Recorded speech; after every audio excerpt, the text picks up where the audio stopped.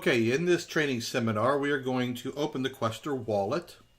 You would click on this Quaestor Installer EXE that you have downloaded, and it will take you here.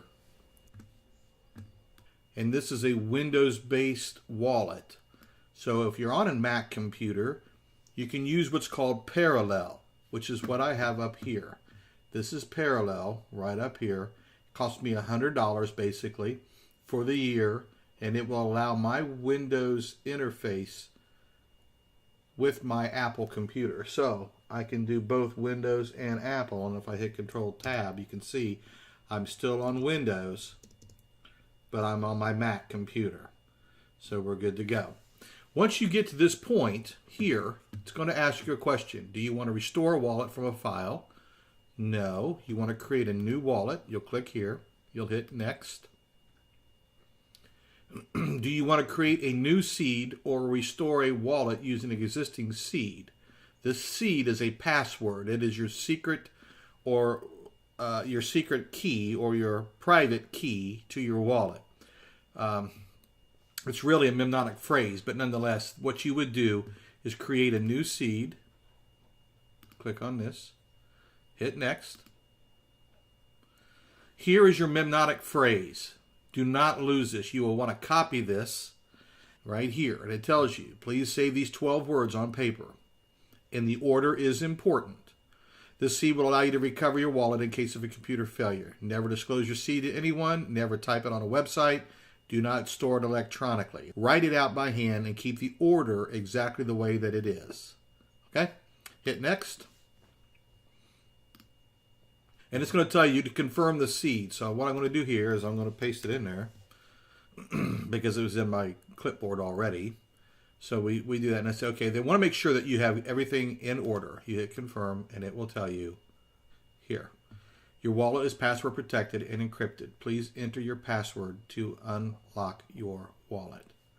So you're going to put in a password, put something in there very light because again, this is just for training. And then I'm going to proceed. Write your password down. When you do that, it takes you to your dashboard. And your wallet is complete. Here, there's no recent transactions, obviously. You can go over here. Here's the overview. Here's any incoming transactions. We'll show it. This here is your wallet address. If you're going to send Quaestor coins to your wallet, this is the address that you want. And this is important because this is the address you're going to put in your back office at Quaestor, your main account at Quaestor. When you log into Quaestor website and you go into your back office, the wallet's going to be set up there for your master nodes with Quaestor to pay into this wallet. This is the address that it's asking for.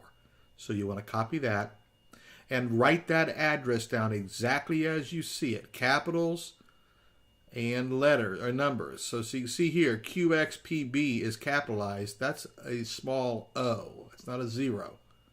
Then a capital Y, a little y, a 2. See, your numbers are always large.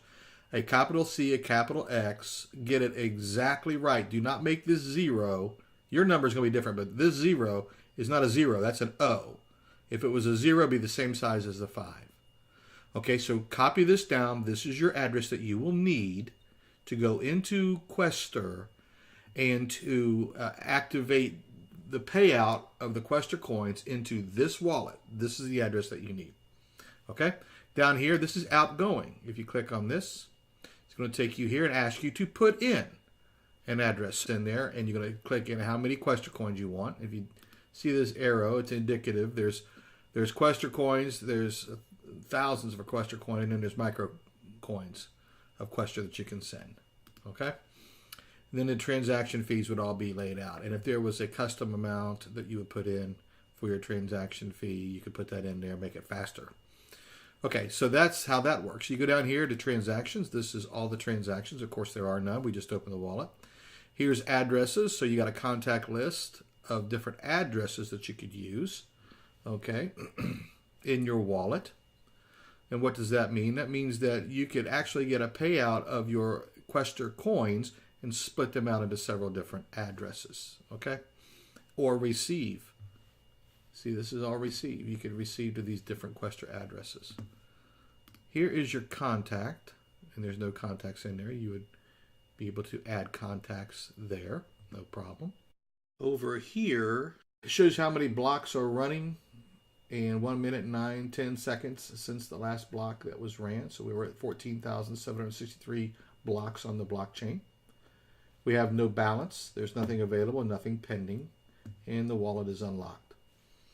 Okay, this is the basics of your wallet. You come back up here and go to your overview. This is your dashboard, so to speak, the overview of your wallet. Very functional wallet, very easy to set up, very easy to send and to receive your coins. So we hope this makes sense to you. If you have any questions, send it into the service department and we will do our best to get that answered for you as soon as possible. Thanks again for watching the setup of the Quaestor Wallet.